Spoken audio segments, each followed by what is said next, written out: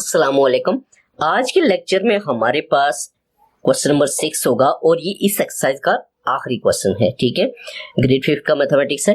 तो exercise number 3.2 का आखिरी सवाल है। तो इसके पहले जो क्वेश्चंस हैं उनको अगर आप देखना चाहते हैं तो इस लेक्चर के डिस्क्रिप्शन में उनके लिंक्स पड़े हुए, वहां से आप उनको भी देख सकते हैं। ठीक है, तो इसको हम समझेंगे पहले, फिर इसको सॉल्व करेंगे। ठीक हो गया। कहते हैं काशिफ हैड RS 90,000। ठीक है, काशिफ जो है उसके पास कितने रुपीस थे, उसके पास कितने पैसे, 90,000। ठीक हो गया। He bought a plot of land, उसने एक खरीदा, प्लाट खरीदा, जमीन का टुकड़ा खरीदा। फॉर हिज हाउस, अपने घर के लिए। फॉर 3/10 ऑफ दिस अमाउंट, 3/10 हिस्सा इस अमाउंट का खर्च करके उसने क्या किया, प्लॉट खरीदा।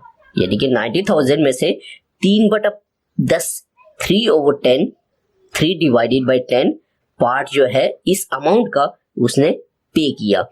How much money did he पे फॉर द लैंड, उसने कितने पैसे वो खर्च किए, कितने पैसे अदा किए प्लॉट के लिए, वो पूछ रहा है। ठीक है, सिंपल बात यह है कि 90,000 उसके 90,000 उसके पास पैसे थे। उन पैसों में से 3/10, 3/10, 3/10 जो पार्ट है उन पैसों में से वो उसे खर्च कर दिया किसके ऊपर, लैंड खरीदने के लिए। ठीक है, वो पैसे कितने दिए उसने वो पूछ रहा है। सिंपल। ठीक है, तो हम लिखेंगे कि काशिफ, ठीक है, काशिफ पे फॉर लैंड RS। ठीक है, तो ये कितने, 90,000 में से, ठीक हो गया, कितना, 3/10 ये।